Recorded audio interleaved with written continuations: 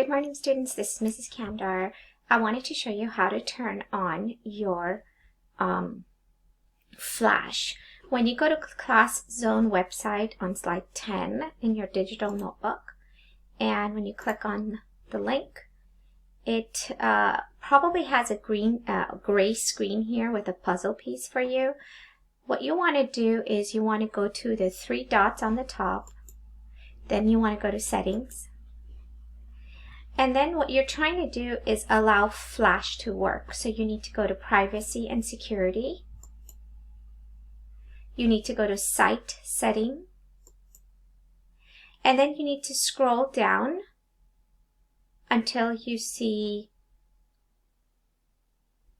under Content, you see Flash. Click on the arrow on the flash. And this button needs to be turned on. So if it's off, like this, it blocks the site from running the flash. You need to turn it on. And then you can go back to your website and refresh it.